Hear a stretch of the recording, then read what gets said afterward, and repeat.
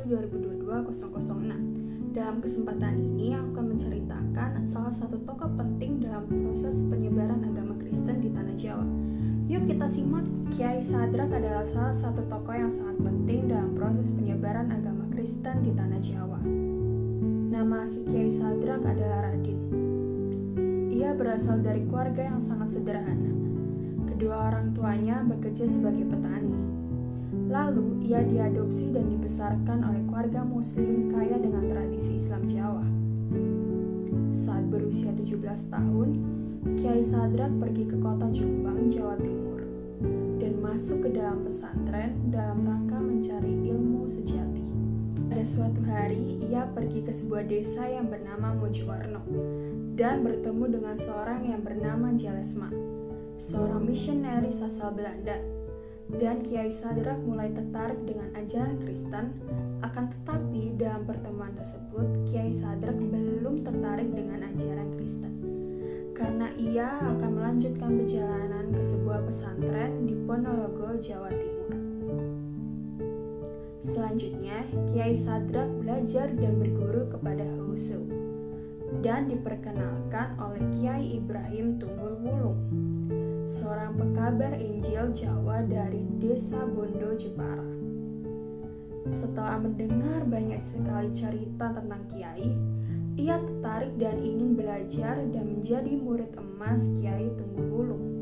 Kemudian Kiai Tunggul Wulung mengajak Kiai Sadrak menuju ke Batavia untuk bertemu dengan Anti. Dan semasa di Batavia, Kiai Sadrak menjadi murid emas Anti.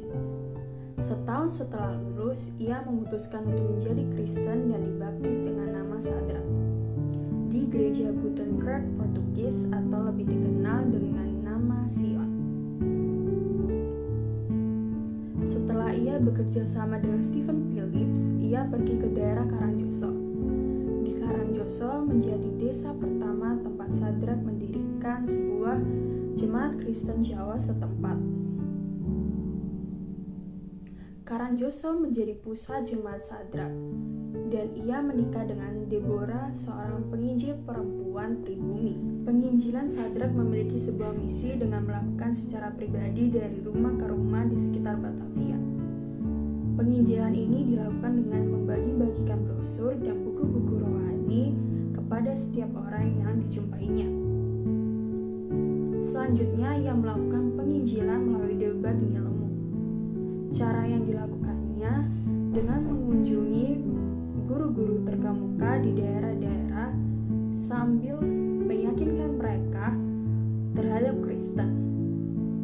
Pelayanan sosial yang dilakukan oleh Kiai Sadrak adalah membangun sebuah bangunan gereja beserta kompleksnya, yang sekarang dihuni oleh anak keturunannya. Meskipun fungsinya sudah menjadi gereja, bangunan ini menyerupai masjid dan terkenal dengan nama Gereja Kiai Sadrak. Uniknya, ciri kekristenan sama sekali tidak tampak pada bangunan ini. Di bagian atap terpasang lambang senjata cakra, bukan tanda salib. Pada 14 November 1924, di dalam usianya yang mendekati 90 tahun, Raden Abbas Sadrak Sukranata meninggal dunia. Saat pemakamannya, hadir kerabat-kerabatnya seperti Bupati Kurtoharjo dan Kulon Progo, sehingga tampak jelas bahwa Sadrak telah dikenal luas pada zaman. Sekian video dari saya, terima kasih.